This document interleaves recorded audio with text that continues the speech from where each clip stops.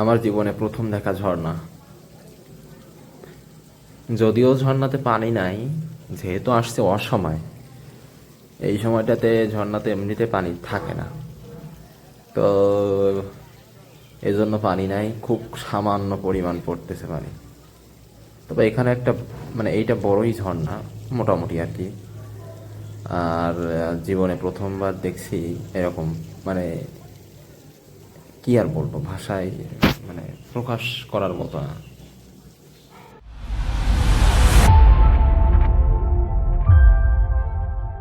সীতাকুণ্ড চন্দ্রনাথ পাহাড় থেকে যে ভাইদের সাথে দেখা হয়েছিল, তারা যেহেতু তারাও ঢাকাতে আসবে বা ঢাকাতে থাকে, তো তারা বলল যে যেহেতু হাতের সময় আছে, একটু অন্য জায়গা থেকে ঘুরে আসা যাক। তো সেই হিসাবে বললাম ঠিক আছে, একসাথেই যাওয়া যাবে, ফেরা যাবে। এজন্য তাদের সাথে আসছি, যে তারা আমার সামনেই আছে। তো এখন আসছি মূলত বাঁশঘাট। বাঁশঘাট জায়গাটার নাম সম্ভবত বাঁশঘাটের ফেরিঘাট, 2 নম্বর ফেরিঘাট, এরকম কিছু একটা হবে। তো যেহেতু হাতে সময় আছে, আর এই যে ভাইয়েরা বললো যে এখনই ফিরে না গিয়ে একটু অন্য জায়গা থেকে ঘুরে আসি, তো সেই হিসাবে চলে আসলাম। আসছি যখন দেখেই যাই, দেখতে তো আর অসুবিধা নাই। আর হাতে কিছু টাকাও ছিল, এই জন্য আর না করি নাই, চলে আসছি। এইখানে আসার পরে বুঝলাম যে না, এখানে আসলে অনেকে আসে ঘুরতে।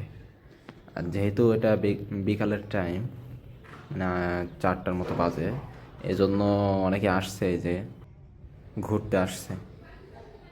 তো এই যে পুরো বালু এইখানে চর জেগে গেছে। যদি এটা আপনার ইসে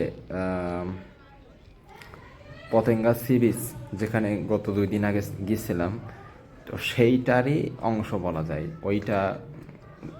এখান থেকে আনুমানিক 2-3 কিলো বা তার একটু বেশি পথ হবে। তো অবশেষে ওইখান থেকে বাসঘাট, ওই যে ফেরিঘাটে গেছিলাম, ওইখান থেকে সোজা যেতে হাতে আরও কিছু সময় ছিল, 1.5-2 ঘন্টার মতো। এজন্য ওখানে কিছুক্ষণ কাটিয়েই চলে আসলাম তার পাশেই।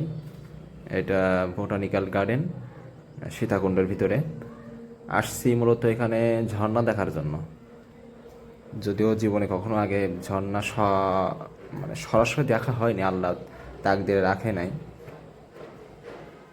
তো এজন্য আসছি। 4 জনের টিকিট কাটলাম, 4টে, 50 টাকা করে টিকিট। এইখানে যে কোথায় কোথায় কোনটা কত দূরে, কত কিলোমিটার এখান থেকে, সেইটা দেওয়া আছে। এটা ছোটদের মোটু পাতলু শিশু পার্ক। যদিও সকালে বৃষ্টি হওয়ার কারণে জায়গাটা একটু কাদা কাদা হয়ে আছে। আর সম্ভবত এটা নতুন রাস্তা বানাবে, এজন্য মাটি খোঁড়া হয়েছে, আর পাশে যে ইটের খড় রাখা আছে। চারিদিকে গাছপালা, যেমনটা সব জায়গায় দেখেছি চট্টগ্রামে, শুধু গাছ আর গাছ, পাহাড় আর পাহাড়, গাছ আর গাছ, জঙ্গল বন। এখানেও ঠিক তেমনই। তো এখান থেকে 2-1 জনের সাথে গেটের এখানে দেখা হলো, তো তারা বললো ঝর্ণাতে নাকি পানি নাই, যেহেতু অসময়ে আসছি।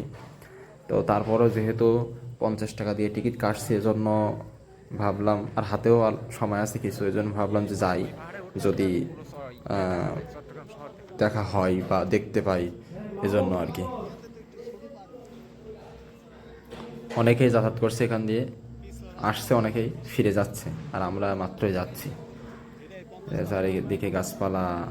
আর সাথে আমার 3 জন ভাই, যাদের সাথে দেখা হয়েছিল সীতাকুণ্ডের চন্দ্রনাথ পাহাড়ে ওঠার সময়, তো তারাও আছে সাথে। যাচ্ছি আমরা। তো আস্তে আস্তে অনেক পথ আসার পরে এখানে একটু রেস্ট নিব। কষ্ট হয়ে গেছে, অনেক পথ আসছি হেঁটে হেঁটে। যদিও গাড়িতে আসা যায়, ইজি বাইক এখানে আসে, তো যেহেতু আসছি ঘুরতে, তো ইজি বাইকে না উঠে হেঁটে আসাই ভালো, এজন্য আসছি।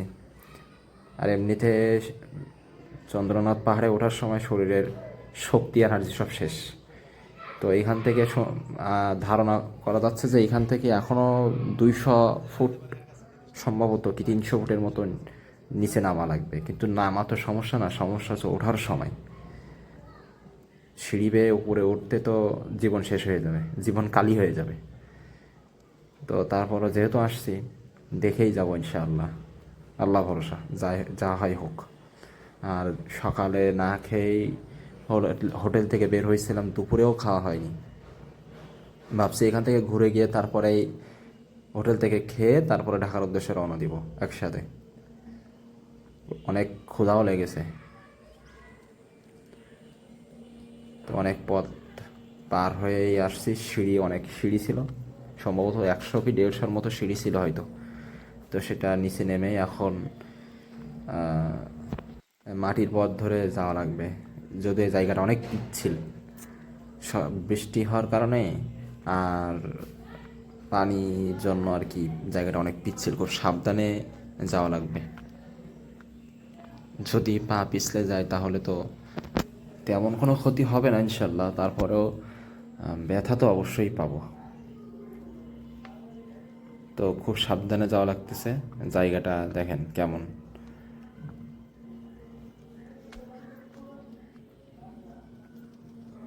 চারিদিকে গাছপালা, আর এখান থেকে গাছের শিকড়, আর এই যে ছোট ছোট পাথর আছে, পাথর না কি জানি, আল্লাহ ভালো জানে, বড় বড় যে রাখা আছে।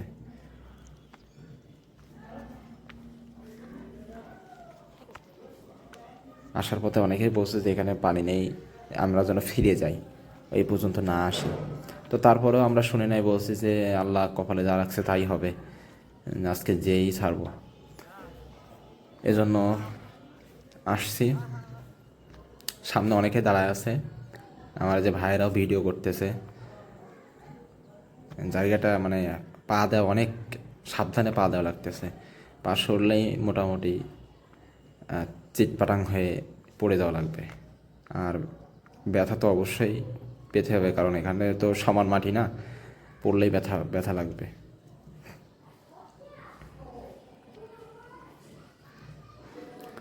তো চারিদিকের দৃশ্য এটা, চারিদিকে পাহাড়, উঁচু উঁচু পাহাড়, আর আমরা নিচে আছি, গাছপালা, সামান্য সামান্য বর্ষাও পড়তেছে, বৃষ্টিও হচ্ছে সামান্য সামান্য। এই যে এইটা মূলত দেখার জন্য আসছিলাম, এই ঝর্ণাটাই মূলত দেখার জন্য আসছিলাম। যদিও যখন আসছিলাম তখন অনেকে বলছিল যে এখানে পানি নাই। আসলে ঝর্ণার যে আসল রূপ বা প্রকৃতি সেটা এখন না, এটা ঠিক, কিন্তু সামান্য আকারে পড়তেছে, আশাটা ব্যর্থ হয়নি, আল্লাহ তাকদিরে রাখছে। জাস্ট দৃশ্যটা দেখুন, চারি সাইডে পাহাড়, আর এখান থেকে ঝর্ণা লাগতেছে। ইনশাল্লাহ তাকদিরে যদি থাকে তাহলে দেখা হবে। তো অবশেষে আমরা ওখানে গোসল করলাম। ঝর্ণার পানি আসলে যখন আমি হাতে নিয়েছি, এত ঠান্ডা আর এত সুন্দর, কি বলবো, সারাদিনের ক্লান্তি আর কষ্ট গোসল করার পরে ঝর্ণার পানি দিয়ে যেন মনে হলো এক নিমিষেই শেষ। এত প্রশান্তি, আর মানে মানে বলে বোঝানো যাবে না, এত শান্তি। আসলে এই অনুভূতিটা কাউকে বোঝানো যায় না, যে আসলে এইভাবে এই প্রকৃতি দেখে বা এমন পরিবেশে কেমন মনে শান্তি অনুভব হয়। তো আমরা ফিরে যাচ্ছি, সন্ধ্যা হয়ে এসেছে, আর এদিকে সন্ধ্যার সাথে সাথে ঢাকায় ফেরা লাগবে সময় থাকতে, এজন্য ফিরে যাচ্ছি। এই যে পাহাড়িকা 99 টাকার মার্কেট, আর যেটা যাওয়ার সময় দেখছিলাম যে মোটু পাতলু শিশু পার্ক। যদিও এখানে তেমন কোনো ভিড় নাই, মানুষজন সম্ভবত কমই। আসছি এপ্রিল মাসে, তো সিজন ছাড়া তো মানুষ তেমন থাকবেও না। আর এটা সম্ভবত এখানকার ম্যাপ, এই যে এখানে আছে। তো আমরা গোসল করেই ছবি তুললাম, তারপরে এই যে ফিরে যাচ্ছি। যেহেতু হাতে সময় নেই, এই জন্য আর বেশি দূরে কোথাও যাওয়াও যাবে না। আর সকালেও খাওয়া হয় নাই, দুপুরেও খাওয়া হয় নাই, বের হয়ে আগে খাওয়া লাগবে, অনেক ক্ষুধা লাগছে। তো অবশেষে আমরা গেটের এখানে পৌঁছে গেছি। এই যে এটা botanical garden, eco park, Sitakunda. তো আলহামদুলিল্লাহ আমরা খাওয়া দাওয়া করে হোটেল থেকে এখন ঢাকার উদ্দেশ্যে বাসের জন্য অপেক্ষা করছি। আর এইটা মূলত এইটা হচ্ছে সীতাকুণ্ডের চন্দ্রনাথ পাহাড়ে, যেখানে আমরা সকালে উঠছিলাম। তো সব মিলাই আমার চট্টগ্রাম শহর ঘোরা বা শহরের আশপাশ ঘোরা 5 দিন এখানেই শেষ সমাপ্ত হচ্ছে। তো গত 5 দিনে আমি যেখানে যেখানে ঘুরছি, প্রথম দিন এসেই আমি বিকালে আসছিলাম 3টার দিকে, এবং বিকালে আমার হোটেলের কাছে যে পাহাড়টা ছিল জিলাপি পাহাড় নামে পরিচিত, সেখানে গিয়েছিলাম। এরপরে দ্বিতীয় দিন সকালে উঠে গিয়েছিলাম আন্দারকেল্লা জামে মসজিদ, যেটা চট্টগ্রাম শহরের সবথেকে পুরাতন 350 বছর পুরনো মসজিদ। এরপরে ওখান থেকে গিয়েছিলাম বাইজিদ বোস্তামি মাজার, এবং দ্বিতীয় দিন বিকালে গিয়েছিলাম ফয়েজ লেক, যদিও ফয়েজ লেকটা পুরো ঘুরতে পারি নাই, কারণ ওখানে যেতে হলে মোটামুটি সকালে যেতে হবে, তাহলেই পুরোটা ঘোরা সম্ভব। তৃতীয় দিন সকালে গিয়েছিলাম চট্টগ্রাম বন্দর, সেখান থেকে গিয়েছিলাম আমানত শাহ মাজার, এবং তৃতীয় দিন বিকালে গিয়েছিলাম পতেঙ্গা সমুদ্র সৈকত দেখতে। চতুর্থ দিন সকালে গিয়েছিলাম বাংলাদেশের একমাত্র জাতিতাত্ত্বিক জাদুঘর যেটা ওখানে, আর বিকালে গিয়েছিলাম চট্টগ্রাম বিশ্ববিদ্যালয়, এবং অবশেষে শেষ দিন যেটা পঞ্চম দিন গিয়েছিলাম চন্দ্রনাথ পাহাড় দেখতে, এবং বিকালে বোটানিক্যাল গার্ডেনে সামান্য ঝর্ণা দেখে বিদায় নিলাম।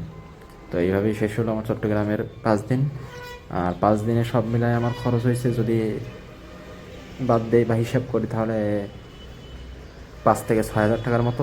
তার ভিতরে শুধু হোটেল ভাড়া দিতে হয়েছে 3 হাজার টাকা।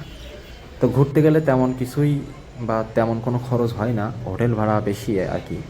এই ছাড়া খাওয়া দাওয়া বা অন্য যে খরচগুলো ওইগুলো তেমন একটা হয় না। তো এভাবেই শেষ হচ্ছে আমার জীবনের প্রথম একাকী সফর বা একাকী ভ্রমণ। ইনশাল্লাহ পরবর্তীতে দেখা হবে অন্য কোনো জায়গা থেকে। ইনশাল্লাহ, আল্লাহ হাফিজ।